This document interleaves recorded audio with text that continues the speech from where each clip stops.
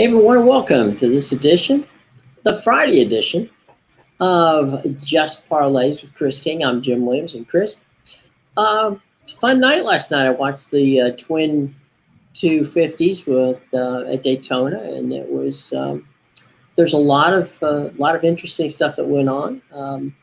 Only one big accident, and it didn't happen until the second race toward the end of the race, which perhaps, depending upon who you listen to, might have cost Joey Logano the race. If you listen to Joey Logano, it cost him the race. But I would be less than surprised if he didn't say that. So it was quite an entertaining evening seeing, the night before on Wednesday, we saw Rick Hendrick and his team get back in the saddle with what was going on with them. And then we saw a guy who's been a little, off the radar for a couple of years in Jack Roush and Roush Racing with Brad Keselowski, who's now his team partner, showing the way. So it does bode well for what might be an entertaining Daytona 500 that's coming up on Sunday. Right. It's definitely going to be interesting. Of course, when you think of Daytona, the first thing I think about was, the Chris, buddy, I can't hear you there. We're having some technical difficulties with your. Weird. I don't know what's up with that. Still can't hear you. See your mouth move, but. I try turning the volume up. Is that any better? Okay. Let's see. Chris is having a little technical difficulty with his microphone. Let me do something while we're getting our audio fixed, and that is, let's talk about our new deal from BetMGM, okay? Now, BetMGM has an outstanding one for NBA fans. Now, of course, this weekend is the NBA All-Star game. Starting tonight, they're going to have the Futures game.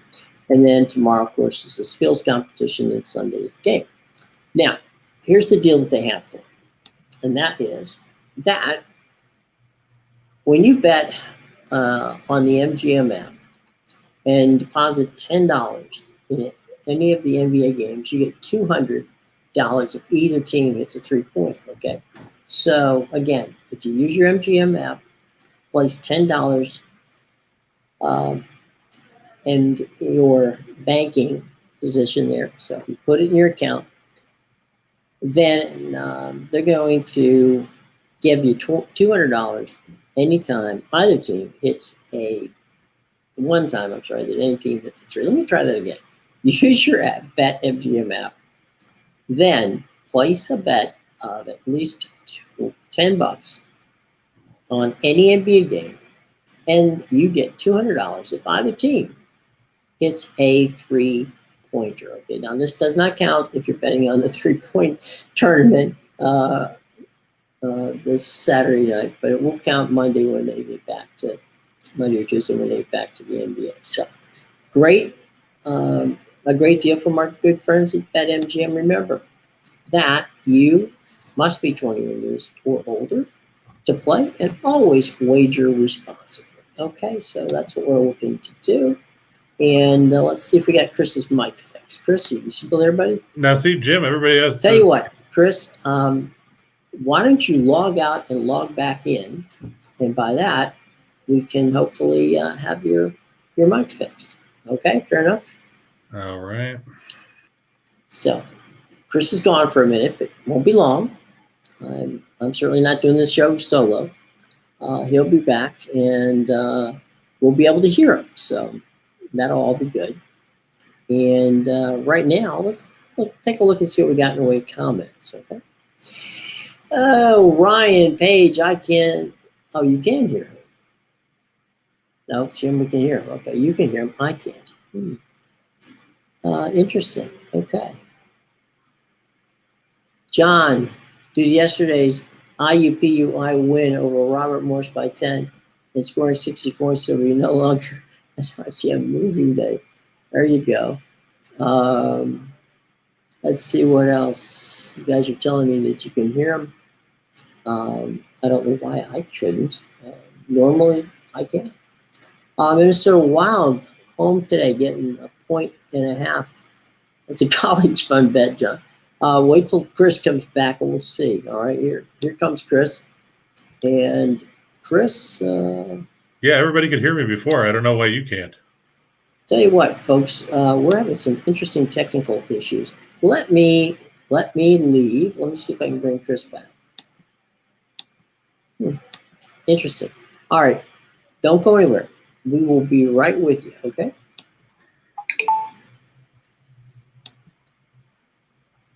So apparently Jim's having technical difficulties because everybody else can hear me, right?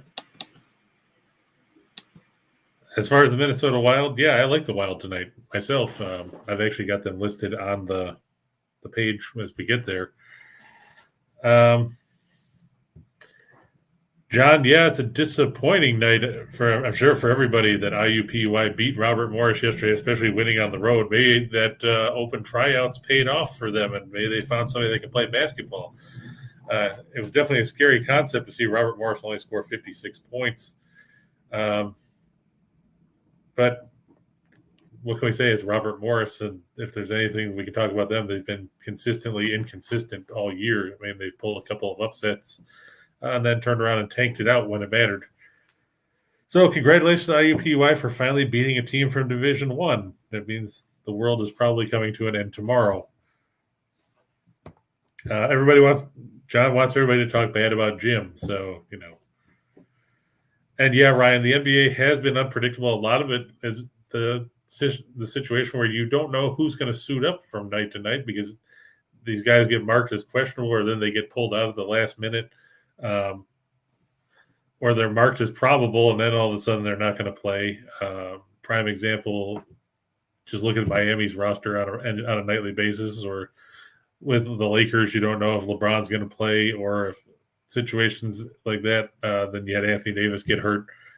On the plus side, you know, we did say that Dallas was going to beat New Orleans, and that panned out. I was disappointed with the way Milwaukee played against Philadelphia. I figured the way Philadelphia has played of late, that especially giving up 132 to Boston, that the Bucks would have wiped the floor with them, especially playing at home. But I guess fatigue must have gotten the better of Milwaukee in that case.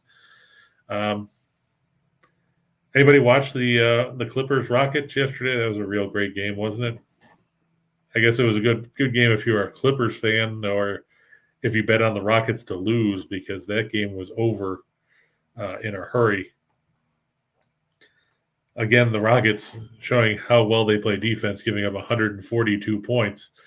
I was worried about the fact that the line was 10.5 points in that game, but I mean, the Clippers were up 9 after the first quarter, and in the second half, the third quarter, they outscored Houston 36-20, and just Houston is a bad basketball team. I mean, there's no other way around it at this point other than say Houston is bad. I think, everybody wants to talk about seeing, the Suns or the Warriors play a 7-game series. I'd like to see the Rockets and the Pistons play 7 games just to see what's worse, Detroit's offense or Houston's defense.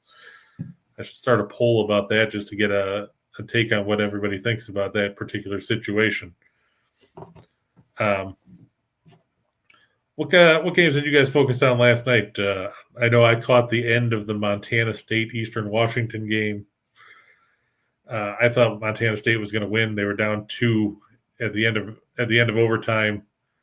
0.3 of a second left. They inbound the ball. I know they say you can't catch and shoot in 0.3 of a second, but they were slow on the clock yesterday. And if you watch the replay, the guy from Montana State got the shot off before the red light went on.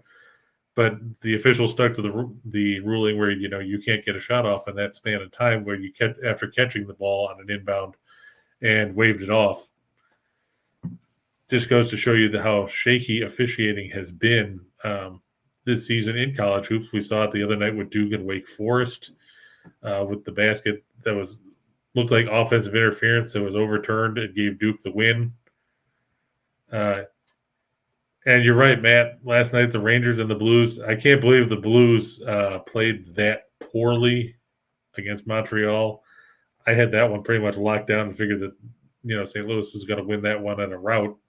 But, of course, they had to go and stick it to us. And, John, you were right on that one because you said that Detroit was going to upend the Rangers 3-2, and that's basically what happened in a shootout.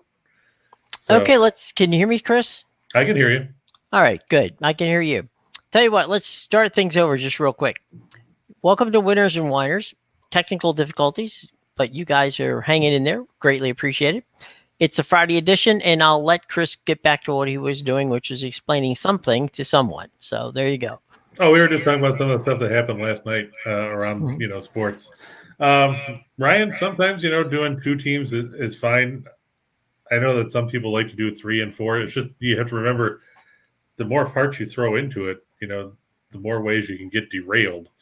I'm sure. I guess if you got a lot of teams that you're big fans of that you want to try to run together, you can. But just remember that as they say, with great risk comes great great power comes great responsibility. With great lengths of parlays, the greater the risk that somebody's going to screw you over. We're looking at you, St. Louis. Yeah. It's been my experience that usually when you do those kind of things, you go for one of the 3. One of them is going to mess up, because again, as you said, with great risk comes with great reward. But the other part has to do with the fact that you don't always get the wonderful situation where everybody hits for you. Sometimes it's better to pick 2 things that you feel really good about than 4, where 3 you feel really good about it, and the 4th one you're not so sure about it. Yeah, and if that's the case where there's 3 you feel good about and there's 4 and the 4th one you're shaky on, just go with 3. Right, exactly. I mean, I put up a 4 because they like for what we do to have a 2 and a 4, and then right. The one at the end you can just pick whatever you want. Like out of the 10 that we put up yesterday, I think 7 of them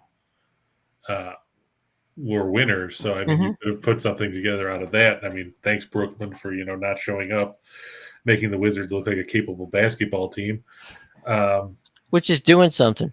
Yeah, and we just talked about Milwaukee, how I was disappointed with the way they played against Philadelphia, and I was talking to them about Montana State.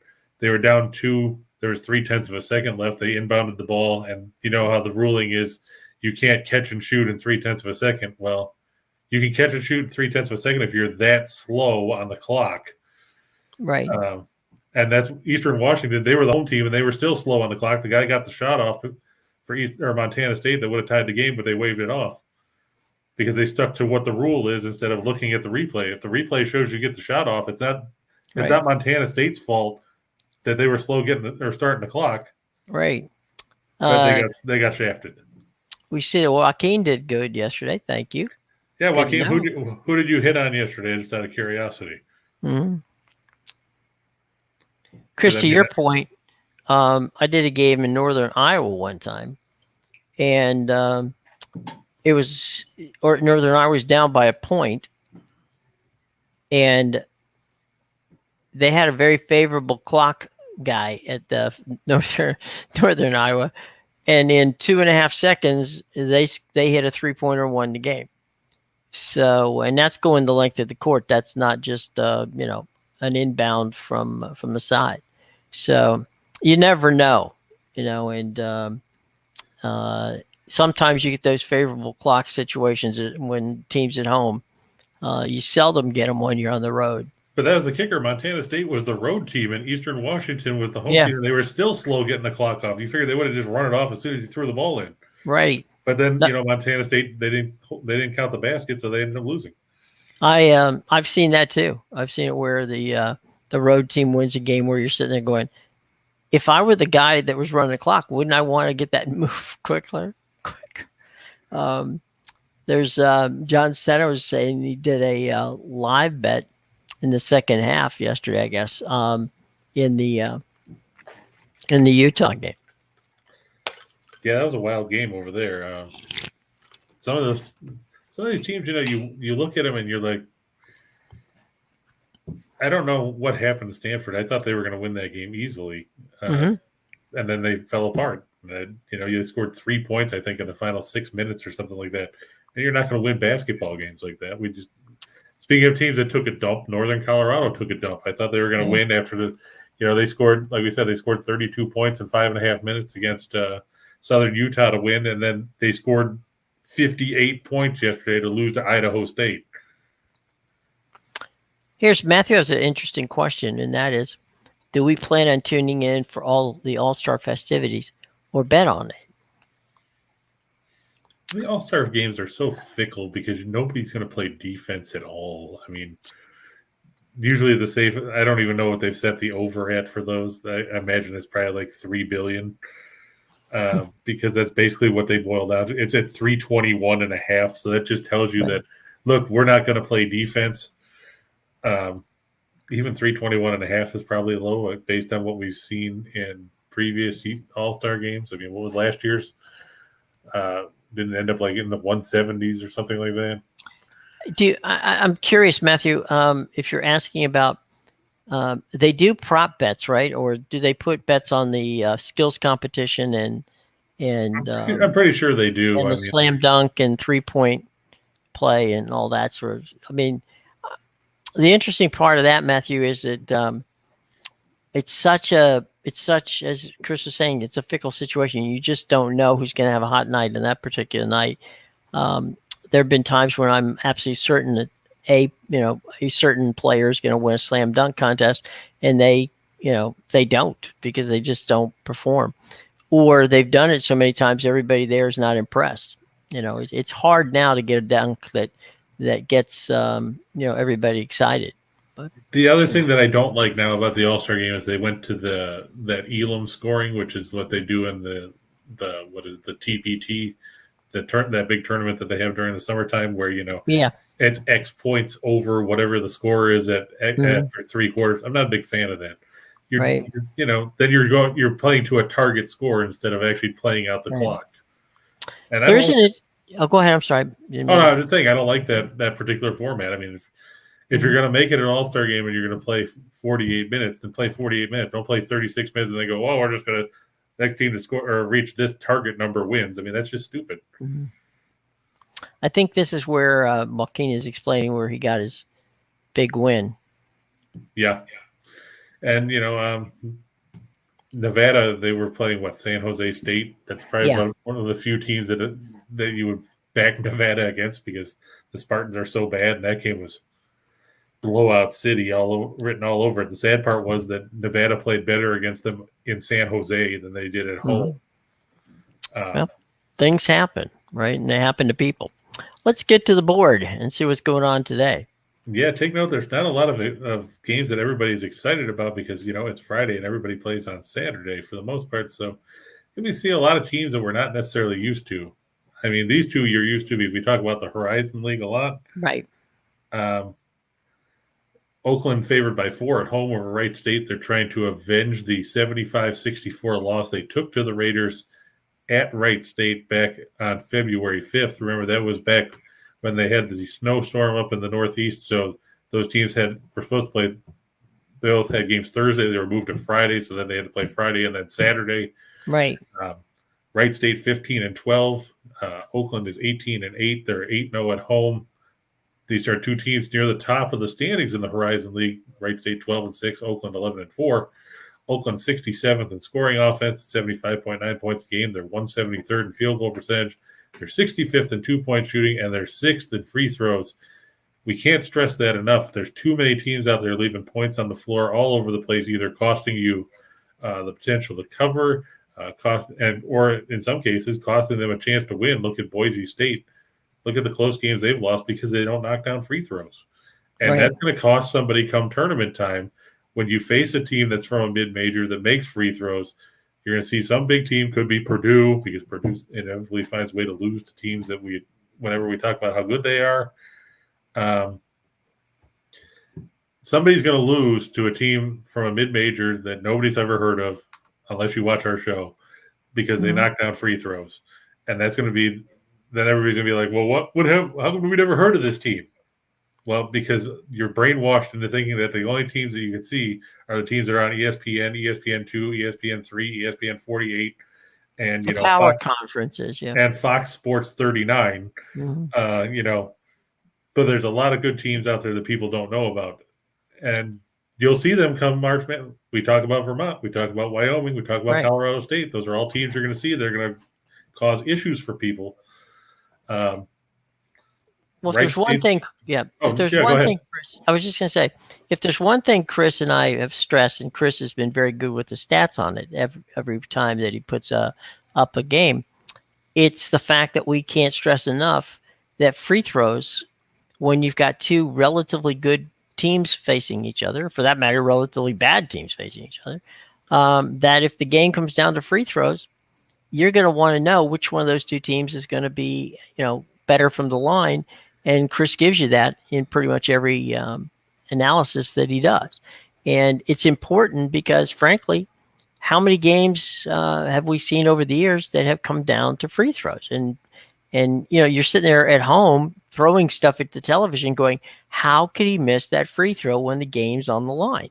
Well, it happens. Now, as I said, Chris has been fantastic at giving you at least, and that's probably one of the most overlooked statistics when people bet, is they don't pay attention to the free throw percentages on the teams that they wager on. And invariably comes down to a game where it's decided by free throws, and that's the one thing they miss. So pay attention, boys and girls. Circle that.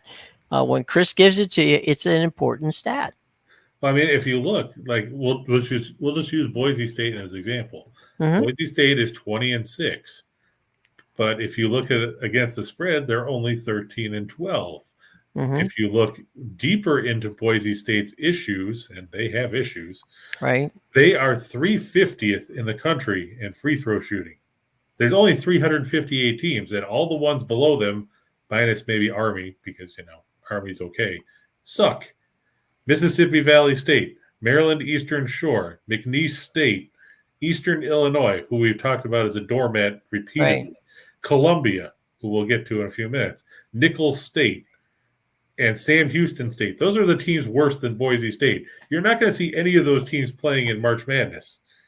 And if Boise State doesn't fix their free throw problem, you're not going to see them around very long either. And Leon Rice is going to be like, but come on, we won 20, 22, 23 games. Well, so what? You lost in the first round because you can't knock down a free throw to save your life.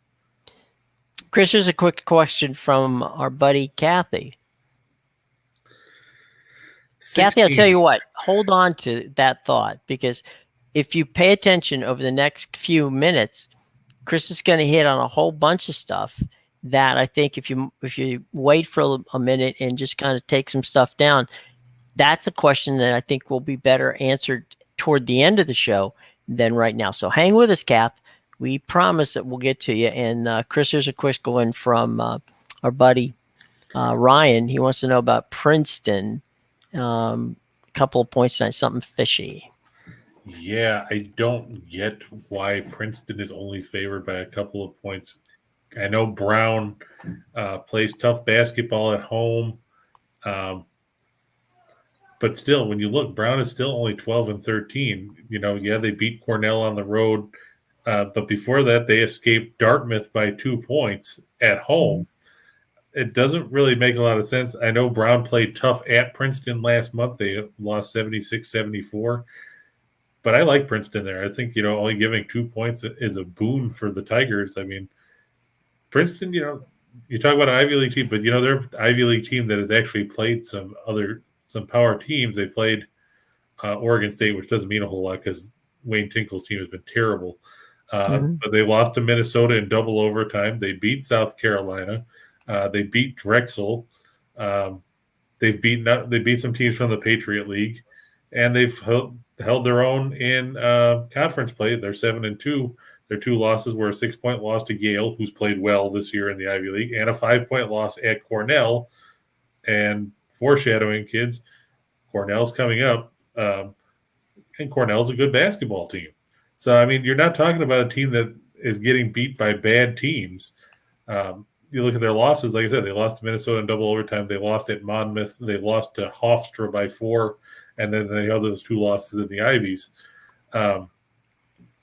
Princeton, they're still running the same Pete Carrill offense that they've run for, an eternity? Yeah. I mean, Mitch Henderson is running the program now, but I mean, they're still playing Pete Carrill basketball, and It works. So if it's not broke, don't fix it. By the way, Nathan chimed in and said he's sorry he's late to class. He was doing extra homework. We do not grade down for when you do your homework. And, Nathan was a big winner yesterday. So good for you, Nathan. We're happy when we see our gang out there win. Let's move on from. Don't forget to send all your money to me because there you go. His PayPal account is in the show box below. All right. So let's move on from Oakland to Wright State. Where are we going next, boss? Well, we just talked about it. We talked about it. Cornell. And I can't figure this one out either. Granted, I know Cornell is below 500 on the road, but how are you an underdog going to Dartmouth when you're a Dartmouth team that is 5-15? You're 2-7 in the Ivies, and you're only 2-4 on your own floor. What of those numbers means that you should be favored over anybody? I don't even think I'd favor Dartmouth over IUPUI. That'd be a toss-up, yeah. But, I mean, look at the difference in scoring. Dartmouth, 286th in scoring offense, 66.9 points a game. They're 316th in field goal percentage. They're 300th in two-point percentage. They're middle of the pack in three-point shooting. I'll give them that. Meanwhile, they are you're facing a Cornell team that is 9th in scoring offense at 81.2 points a game. They're 40th in field goal percentage at 47-1. They're 9th in two-point field goal percentage, 57.4%. They are 18th, knocking down 9.9 threes a game. They're 14th in three-point attempts, 28.1. They're 114th in three-point shooting. Cornell, 4-1 against the spread in their last 5 as an underdog. They're 6-2 against the spread in their last 8 after a straight-up loss. They're 18-6 in their last 24 on the road with the teams with a home winning percentage below 400. Dartmouth 1-7 in their last 8 as a home favorite. They're 0-4-1 in their last 5 following a straight-up loss of at least 20 points. John says, isn't that a red flag that they're an underdog? Not necessarily, John. I mean, Cornell beat Dartmouth by 8 at Cornell. I believe it was last month. Let me double check the date. Yeah, January 2nd. I know that, Cornell's, like I said, they're coming off a 1-point loss to Brown. They lost to Penn by 5. But they also beat Brown on the road. They beat Harvard at home. They beat Princeton at home. They beat Columbia at home. Dartmouth, I don't get what Dave McLaughlin's problem is. They started 3-1. They have a win over Georgetown. That's their best win of the year, if you want to count that. But since they started 3-1, Dartmouth is 2-14. I don't have faith in Dartmouth. Dartmouth's best chance is to play at the snail's pace that they do. They're 338th in tempo, and hope that Cornell misses all their shots from outside.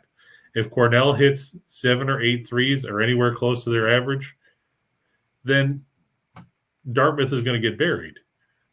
I think the only reason they're favored is because this game is in the Lead Arena, which is not a big gym. It only seats about 2,100 people. Right.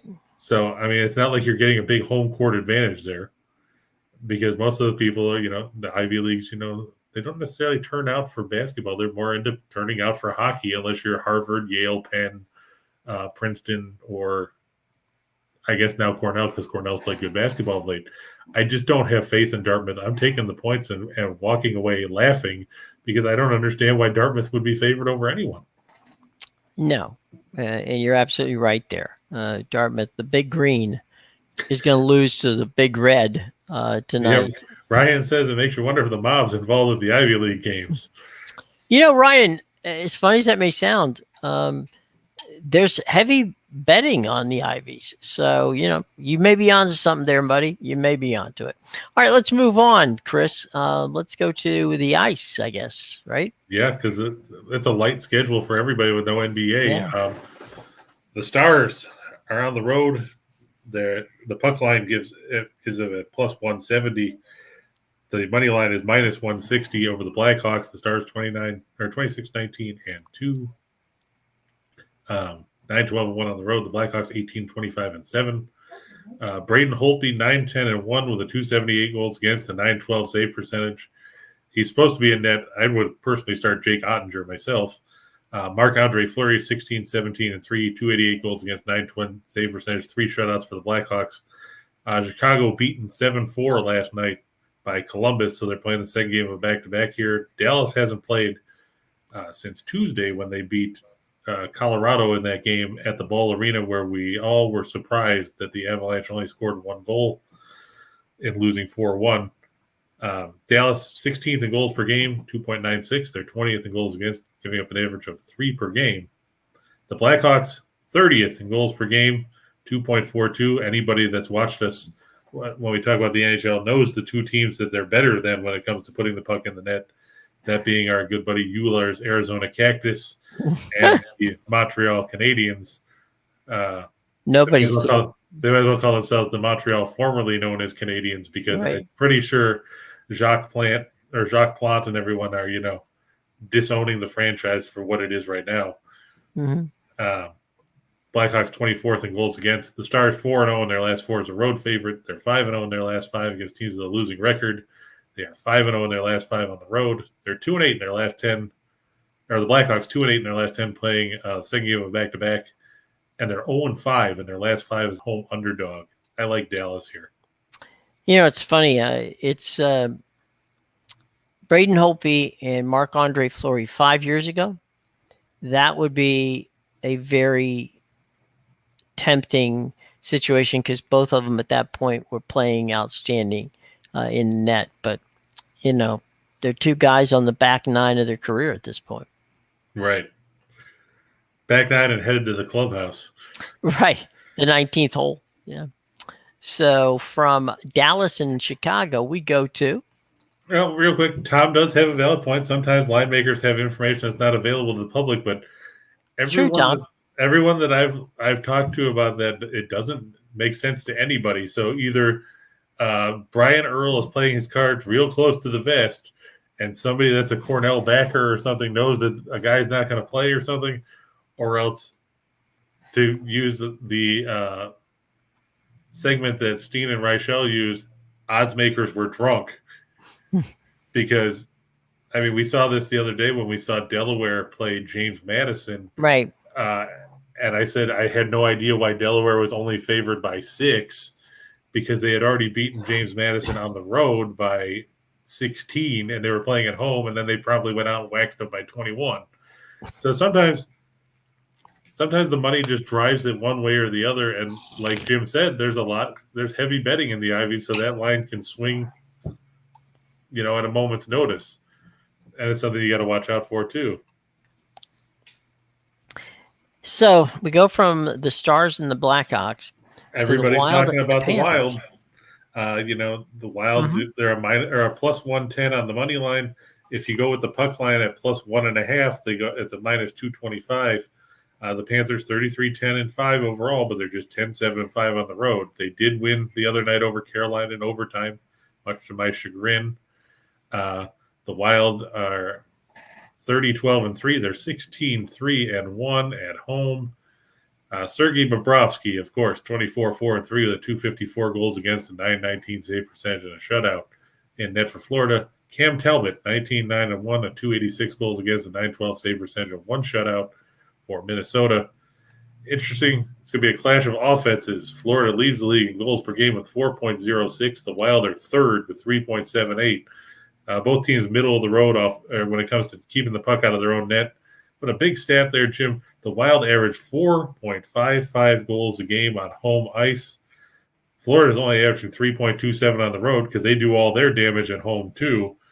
The Wild 5-1 in their last 6 against Atlantic Division teams. They're 8-2 in their last 10 overall. They're 4-1 in their last 5 against teams with a winning percentage above 600. Florida has gone just 1-7 in the last 8 meetings in Minnesota. They've gone 8-18 in the last 26 meetings overall. I like the Wild here. I wouldn't be surprised if they win outright because they are just torching people when it comes to playing on home ice. I believe the stat was in their last 3 home games, they've tallied, I believe it's 18 goals. Yeah, quick note to Chris. I'm sorry, to Nathan. No, it's Tom. Okay, I see Tom. Tom, the Hurricanes are at home tonight. Yep, we got them coming up too. Yep, and Paul wants to know. They'll be further down the page, but yeah, Paul wants to know, Chris, if the Wild or the Panthers are going to go over.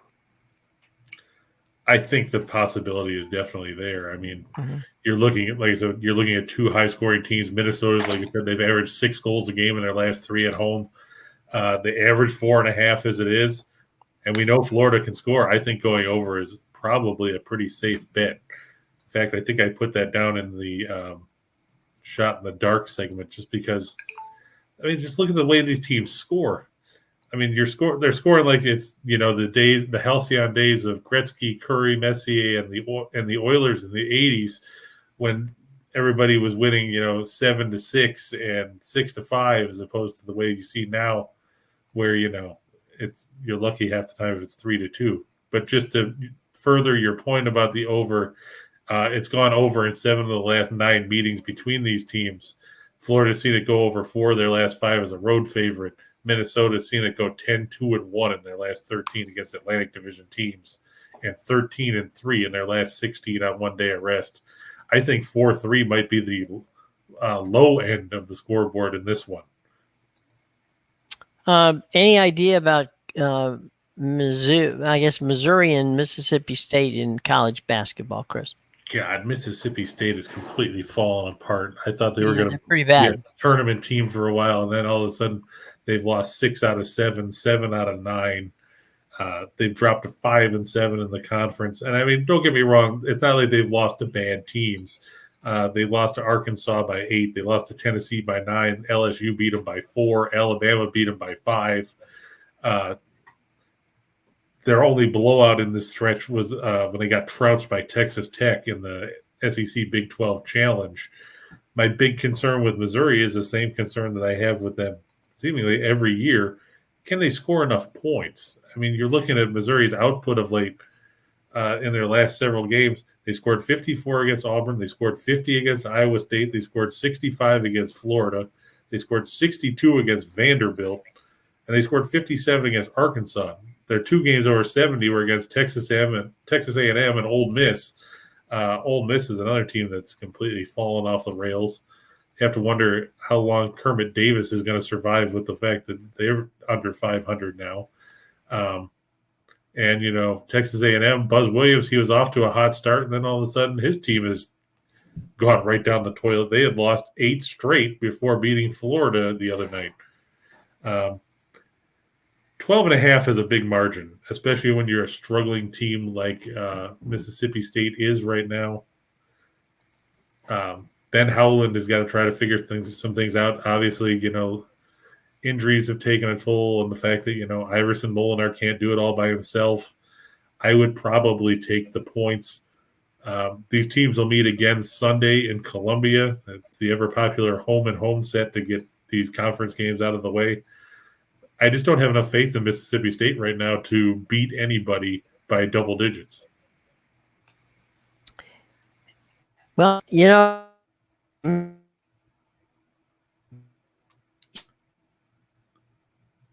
And Jim has frozen. So we'll take a look. Yeah, Wild and Panthers overall, like Paul said, yeah, I think that one's going to go over.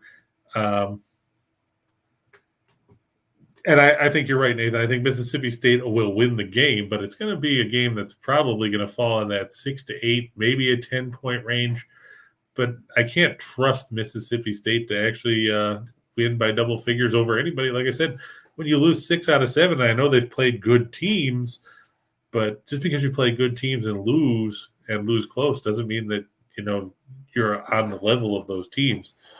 And that's something that they're going to have to try to fix. And there's Jim. He had to refresh himself. Back. Apparently. Yeah. Sometimes it's refreshing. Yeah, I know. I heard. I had to come back here and heat things up a little bit.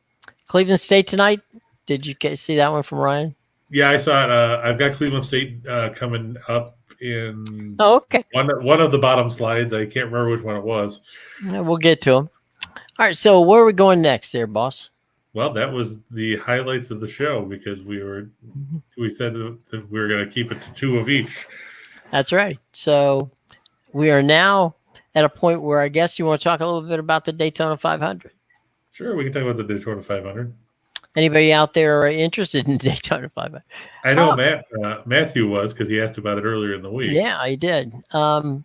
It's going to be an interesting situation because we saw as I said in our pre-show when Chris and I were talking, on Wednesday you saw the Hendrick cars do very well, putting two teammates on the pole. Kyle Larson being the defending champion of the of the NASCAR season, and then in a big surprise last night, it was a good night for Ford because the Roush team came back with Brad Keselowski now as a team owner with the likes of Roush Fenway, and they did well.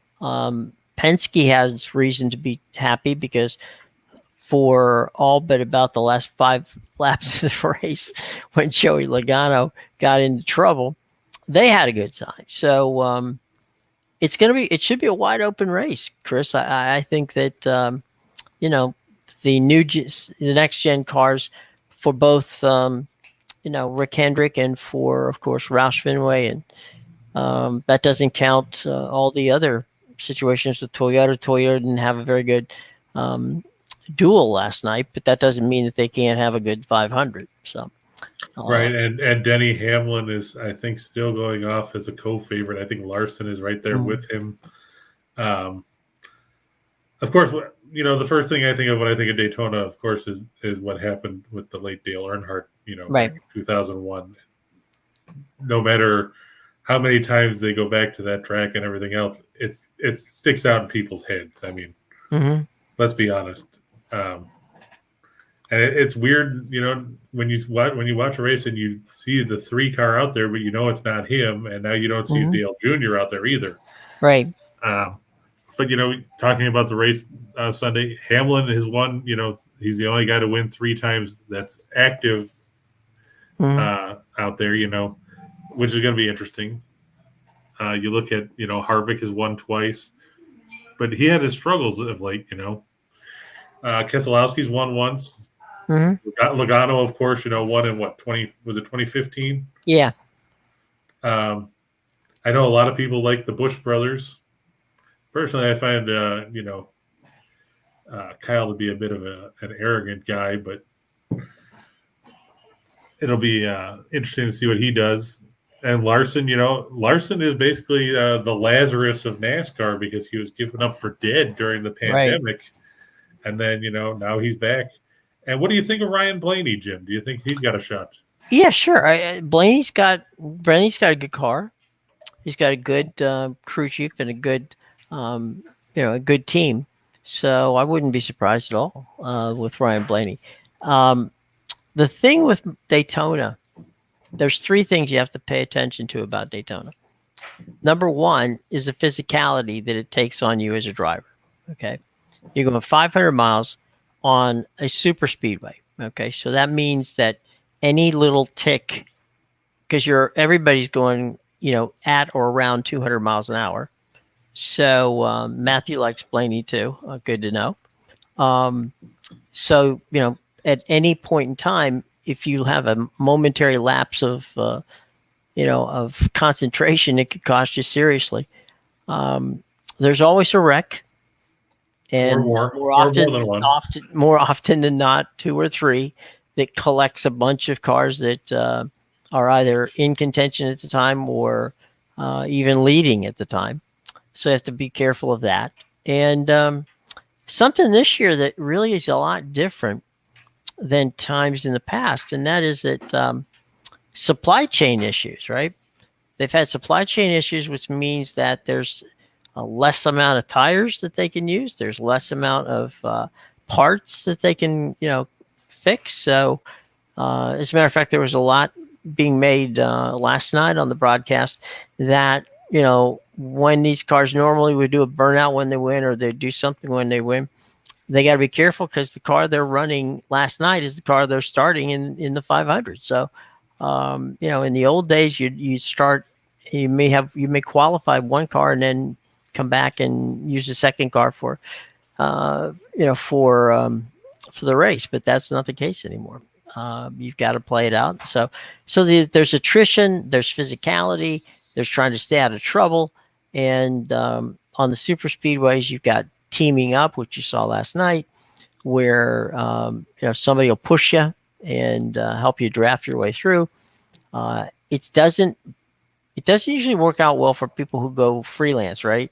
If you don't have somebody pushing behind you, if you get out of line, you could be, you can go from fifth to 30th in a hurry. Right, in a lot. Look in the back of the field. There's some really good racers who got caught up in that race last night where the wreck. You got Eric Almirola, and Eric's due. I think Eric is due to have a big season. Perhaps it's this year. Yeah, I see he's going to start 38th because of finishing back in the second duel there. He got Austin whacked. Dillon's back there too. Austin Dillon, yeah. There's a lot of good people in the back of the pack. Now, normally you would concern yourself with that, but at the Daytona 500, it's not something you have to really worry about much. You can work your way up. Like you said, you got Harvick and Logano in the middle of the pack. Yeah. So, I mean, these guys are used to driving and working their way up. So, and then, of course, there's the caution flags. You have no idea when they're going to come out. And it's going to be a long day. I mean, that's how Daytona works. I mean, Daytona is not, a cookie cutter easy situation. It's a super speedway. It's a tri-oval. There's only one of those, which can give people problems. It's the time of year when sun becomes an issue later in the day. That's another problem when you get blind spots. So it's going to be an attrition race, and as it always is. And so we'll see. Now, let me ask you this, Jim. Do you think experience is a big factor for some of these guys? Like we said, Hamlin's won 3 times. Harvick's been there forever. Does that give them an advantage over somebody like an Almirola or a Larson or even a Logano? Yeah, no question.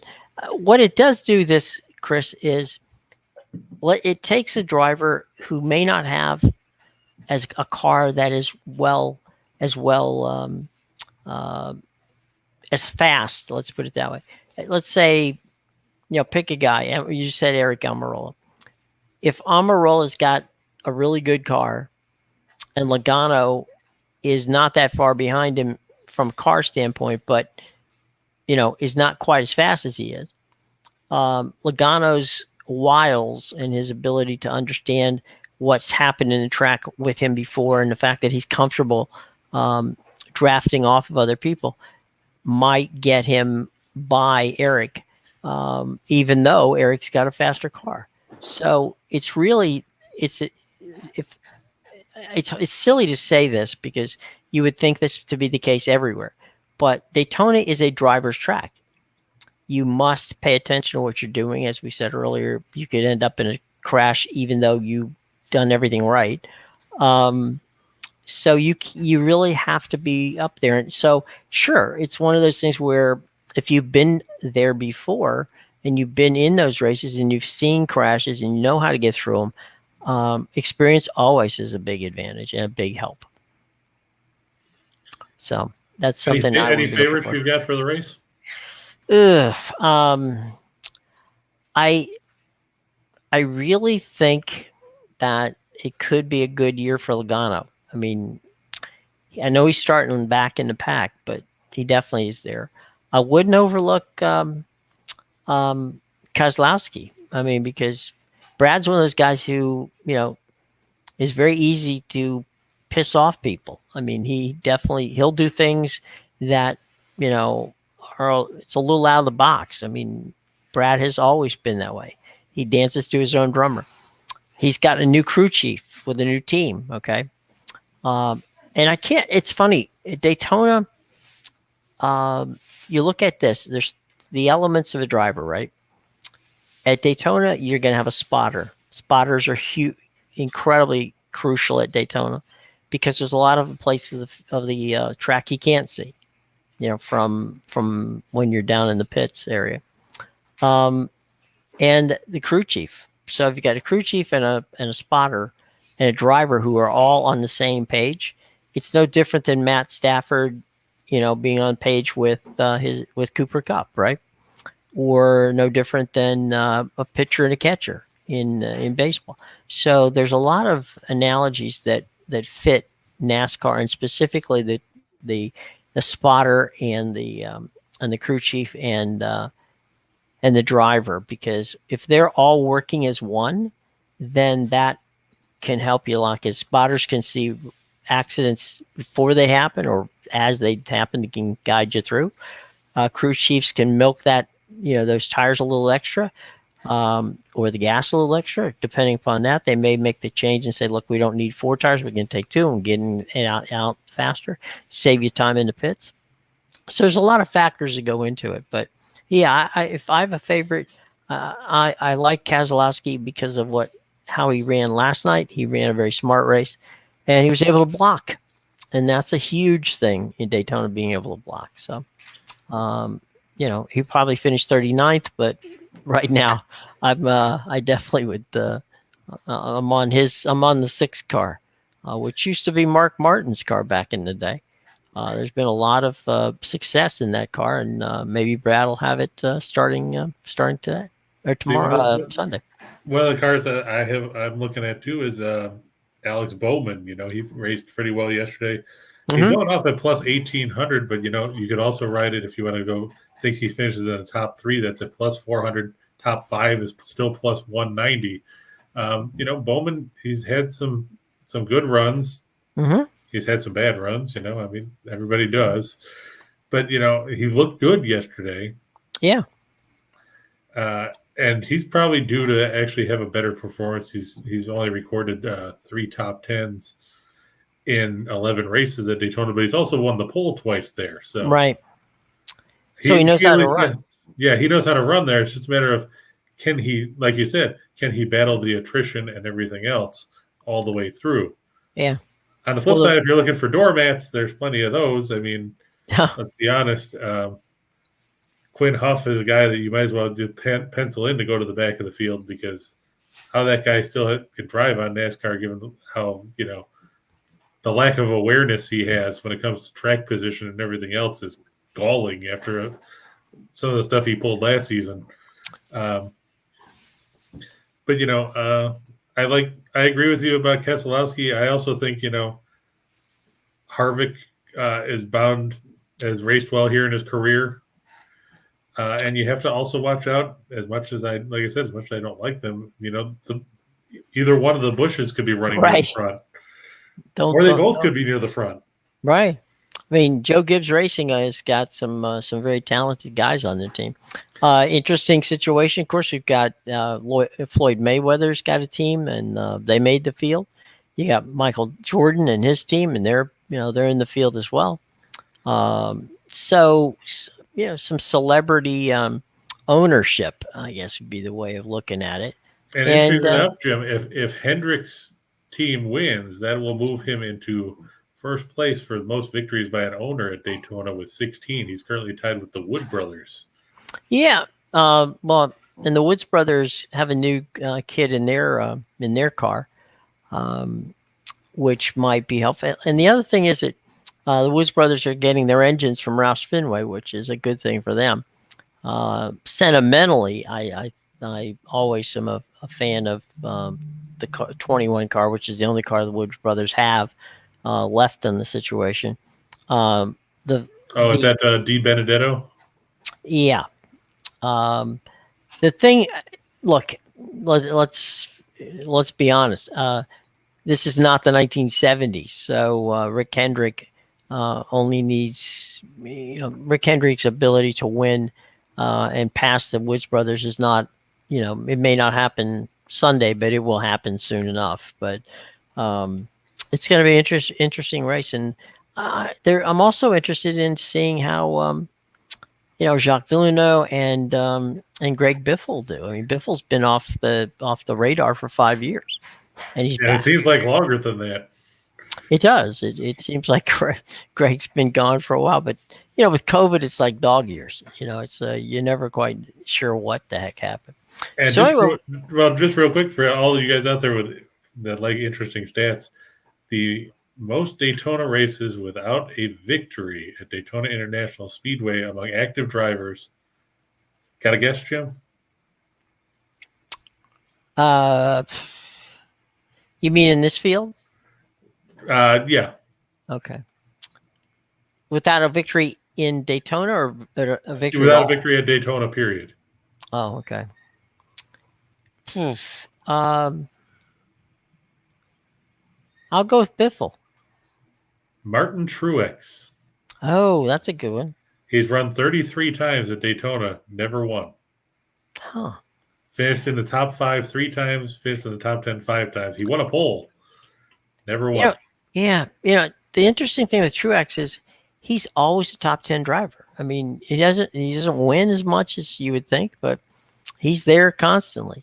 And of course, on the bright side, at least Truex has a long way to go because the record all time for guys that raced at Daytona without a win, Dave Marcis, 67 times went around the track.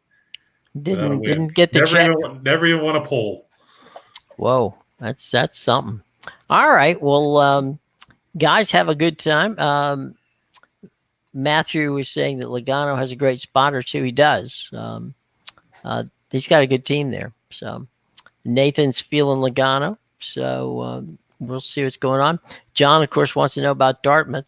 They seem they battle, but the problem is if you lose by 8 on the road, that doesn't mean you should be favored by 2 at home. Yeah, nobody ever died for Big Green, folks. Their crew is a pretty good team. All right, so let's go for 2 for the money, right? I'd probably take, the Big Green, the Disney movie with, Hamilton Porter from The Sandlot over Dartmouth when it comes to playing basketball. So let's go to 2 for the show. 2 for the money. Right. I'm sorry. Yep. Let's go for it here. Like we said, I'm sticking with Cornell over Dartmouth. I don't care if they're an underdog. I just can't. I can't get sold on a team that is, has a winning percentage of 250, winning percentage of 333 at home, being favored over anyone. I mean, let's face it, John. It's down to +1 now. So there you go. It was 1.5. Now it's back to 1.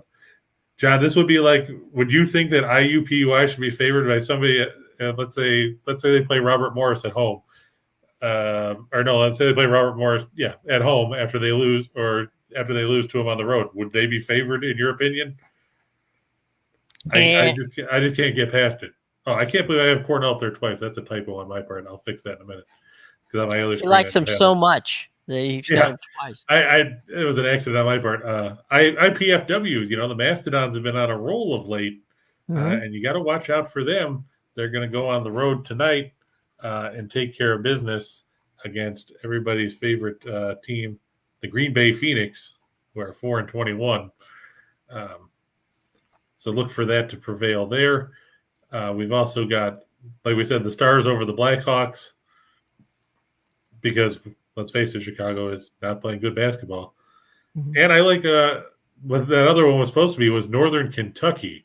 The Norse are another team that have been playing well of late. If you look at the numbers, Northern Kentucky has won, I believe it's 9 of 10. Yeah, 9 of their last 10, 3 in a row. They were 6-9. They're now 15-10. They're on the road here against Detroit Mercy. The Titans have come back to earth. They lost a couple in a row.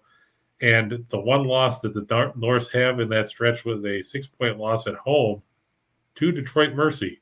I think the Norse are out for revenge. Darren Horn's team gets the win there. Just a quick note to Super Sly. Thanks for the NASCAR breakdown, guys. We are more than happy, Super Sly, to give it to you. Kathy, you're losing me with NASCAR. Hang with us, Kathy. We got tons of other stuff. We have a lot of college basketball, which Chris just broke down, and some hockey. So we'll get to you too. And Kathy, it's okay. You can ask questions about anything that you like. We're here to try to help everybody out. And Nathan, of course, had a great line, which was IUPUI won yesterday, so I thought hell froze over, which is quite possible. It very well may have. I mean, you'll have to find anybody that's up in Hell, Michigan, and ask him. Right. And Walking Spotted Bear says that NASCAR has some easy value, drivers versus driver, and that's true. Yep, Rory or the groups when they have the groups of 4, Sure. You always end up with somebody good, and then it's like 2 Timmy Hill and Joey Gase and Right. Scott Reichel. Right. And everybody knows that, Scott Reichel's not going to win because that's just his trademark. Because he doesn't drive. Yeah. And Timmy Hill is always in the back of the field, and Joey Gase can't run on the lead lap to save his life.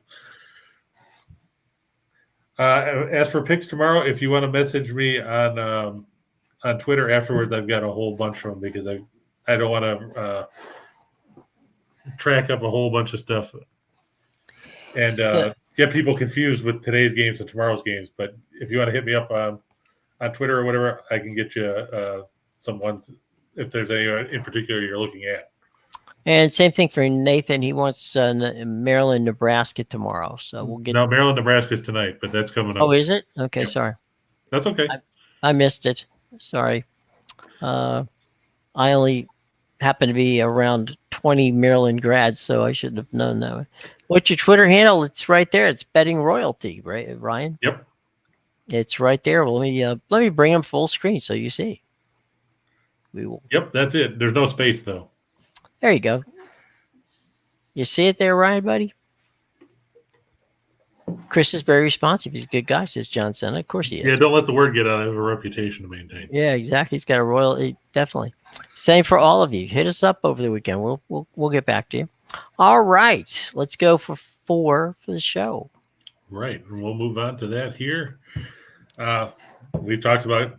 Tom was asking about Carolina at home.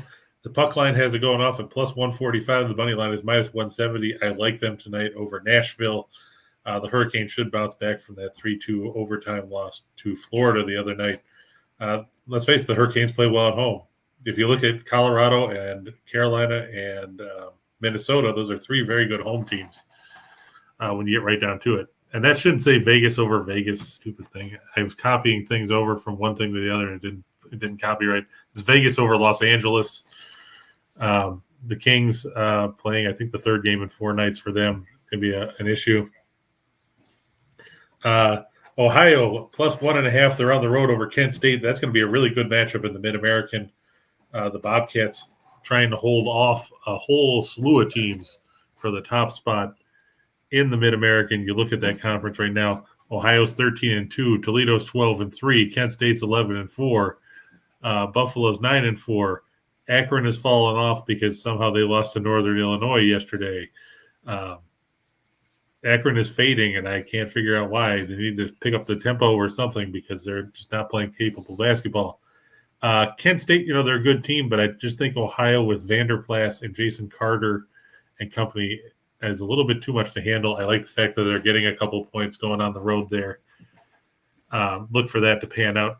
And Cleveland State, I know Ryan was asking about them over Milwaukee.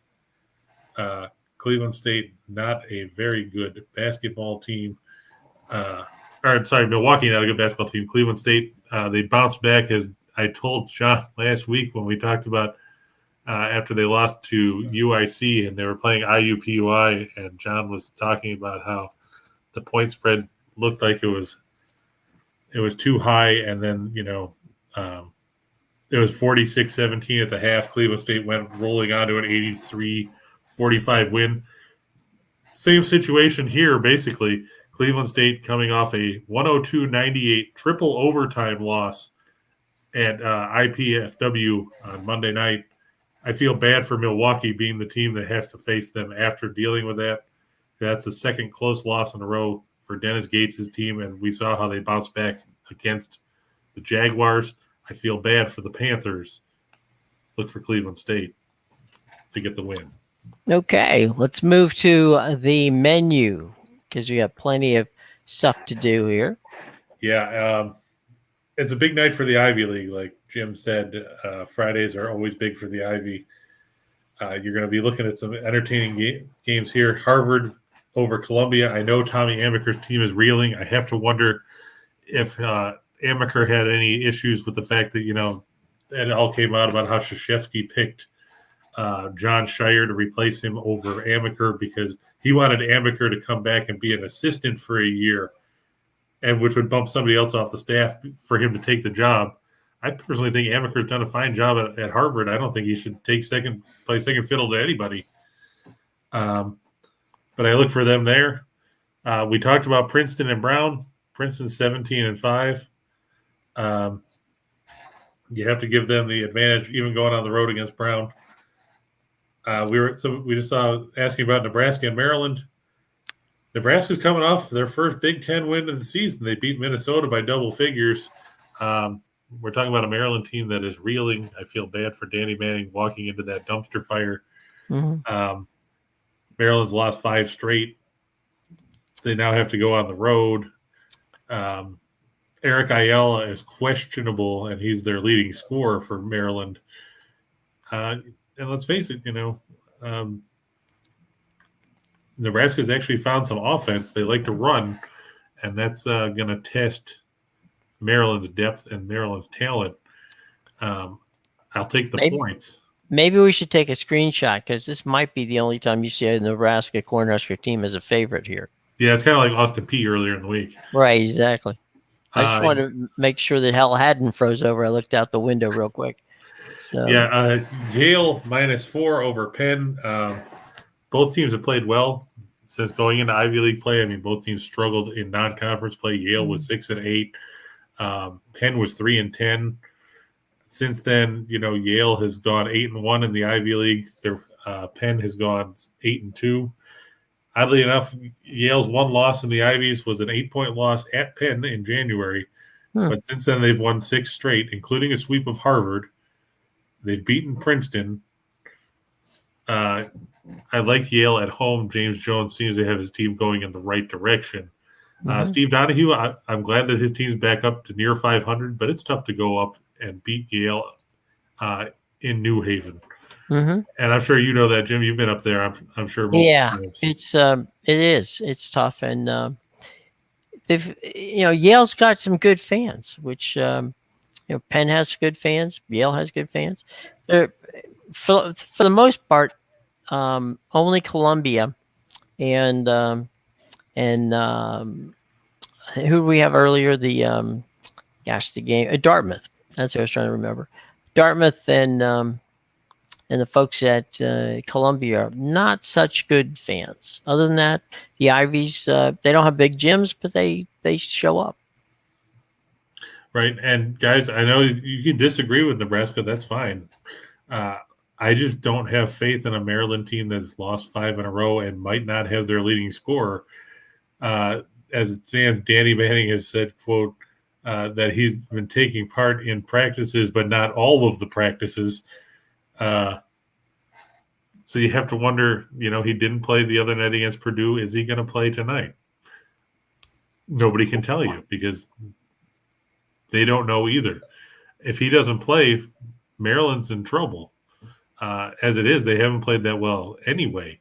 And I just like the points at home. Butler +8 over St. John's. St. John's, I swear, is bipolar. They can't figure out what they're going to do from one game to the next. They lose to Villanova. They lose to Connecticut. They beat Xavier. They lose to Providence. They beat Georgetown. They beat Butler the first time, but they only beat Butler by 3. Let's not forget, this is a St. John's team that lost to Pitt earlier this season, which was horrifying considering how bad Pitt's been. I'll take the points in Butler. I don't like Butler that much, but I like St. John's less here. VCU -3 over Richmond. The battle of teams from the Richmond area there. It's at VCU. I think VCU will prevail in that contest. Yes, I thought the Spiders might have something for VCU too, but Richmond's another team. They have a ton of guys with experience, but they just haven't played as well as you'd think. They lost to VCU by 2 at home. They lost to George Mason in overtime last week. But they've also got trounced by 27 points by St. Joe's, and let's face it, St. Joe's isn't any good. So I can't figure Richmond out either. I figured with all those guys coming back, Golden and Sherrod and Gilliard and KO, that they would have been a lot better than what they've been. I figured they'd be at or near the top of the A10. Instead, they're sitting right in the middle.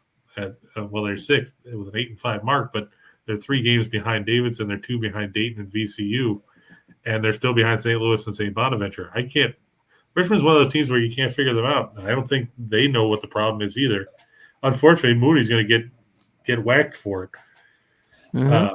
Florida, Minnesota, we said I think it's going to be a high-scoring game. That'll end up over. Nashville, Carolina, I don't know. I think I lean towards the under just because it was getting plus money, and I think that, with Anderson and Saros, you got two good goaltenders. Carolina leads the league in goals against. I think that one will probably be a 3-2 game. It might edge over with an empty netter, but I'll hedge my bets on the under. Dallas and Chicago, I look to go over. The over's gone over, or it's hit in the last, I think, 7 meetings between these teams. We saw Chicago have a total of 11 last night in that 7-4 loss to Columbus. Dallas should take advantage of that and push the number over. And the Kings and the Knights, I look to go over 6 just because Vegas is a good team. Jack Eichel should probably play better than he played Wednesday night. And the Kings, you never know what you're going to get out of them on either end of the ice. So let's talk for a moment because we have, excuse me, because we have an interesting question because Kathy got to us early and wanted to know what your favorites were for some parlays tonight. So let's give her some of your favorite things going on for this evening. Let's see. Well, as much as everybody is weirded out by the line, I think Cornell, like I said, IPFW. I like the Stars. I like Minnesota, as in the Wild. I like Carolina, and probably either Princeton or Cleveland State would be the 6th one I would put in there. Okay. Or if you wanted to play a total, I would look for Minnesota and Florida to go over, just because of the fact that those two teams light the lamp wherever they go. Okay, Kathy, you got that? I'm sure you do. So that way, you got him from the man himself. And we don't guarantee anything here, but we certainly say that we're going to give you our best estimates of what might happen. We try to hit more than we miss. Yeah, and that actually works. So we've been pretty good at that. But like everything else out there, it's called betting for a reason. And it's not called sure thing, but we do the best we can. So, we're here. And Ryan, thank you for being here. By the way, before you guys leave, do us a favor, smash that like button, hit the subscribe button. And, we're here to serve, and we'd like to see how well you guys enjoy it. Okay, so by all means, comment below. We'll take a look at those comments. I always look for the comments and any of that stuff. So, we're interactive. We want you to be as interactive with us, okay? Because you're our little family here that comes and sees us every day. And all we're trying to do is help out, okay? Speaking of helping out, top of the hour, 3 o'clock, Scott and Scott will be there to do their best to help you out. And, back to the window, 3 o'clock right here on the Whiners and Whiners Sports Betting Network, okay? So, Chris, any final thoughts before we exit stage right here on a Friday? Well, like I said, it's gonna be a good weekend for everybody that loves sports. You're gonna have a ton of good college basketball this weekend. Watch out for the mid majors because everybody overlooks them. But you're gonna see some good quality games there. So tune in for those. Obviously, like you said, the Daytona 500 is Sunday. The All-Star game, for those of you that are fans of professional wrestling, the Elimination Chamber pay-per-view is tomorrow. I think it starts at noon Eastern time because they're in Saudi Arabia or something like that. So yeah, it means it doesn't have to clash with anything that you necessarily want to watch. But basically, enjoy it and, have a good time. And, just remember, like we always tell you, bet responsibly, because the worst thing you want to do is put yourself in a situation where, Vinny the leg breaker comes by and, right, wants his money. You're playing behind the sticks, as they say in football. Right. Quick note, if you're a golf fan, Riviera is a fantastic course in Los Angeles. It's the Genesis tournament, which of course is the tournament afterwards where last year Tiger Woods was injured in the car accident. I like Jordan Spieth. He got off to a good start, and he plays Riviera very well. So if you're looking for a golf thing this weekend, Jordan Spieth might be something to look at. Okay. All right. So as Chris says, there's a whole lot of crazy going on, a lot of fun. And we got the NBA All-Star Weekend. We got NASCAR's Super Bowl, which they start right off the season with at Daytona, which means there's racing tonight with the with the trucks. There'll be the Xfinity race tomorrow, and then of course there'll be the 500 at 3:00 on Eastern time on Sunday. So there's plenty of stuff to watch. I think the closing ceremonies of the Olympics happens tonight, and then onward and upward. Okay, so plenty of good stuff to watch. Be safe out there, as Chris says. Bet wisely and bet responsibly, and come back and see us on Monday and tell us how you did, because we're going to be here. We're like death and taxes, folks. You can't get rid of us. We shall be here, and we shall be having some fun. So enjoy yourself. We enjoy ourselves talking to you guys. So have fun and use the BetMGM app or the Caesars Sportsbook when you do it, because they have been very good to us. As the Garrett Morse character on the old Saturday Night Live says, baseball been very good to me, and BetMGM and Caesars has been very good to us. So by all means, check them out too. Okay. Yeah. All right, gang. Like I said, guys, if you need to find me, you see my handle right there. Feel free to reach out. Absolutely. And I put it in the timeline, so it will forever be memorialized. If you miss anything, guys, remember you can always catch the podcast. Okay. On wherever you get podcasts, it's there. Just Parlays with Chris King. Okay. All right, cool. All right. Well, we'll see you on Monday. Everybody be safe, enjoy, and bet wisely.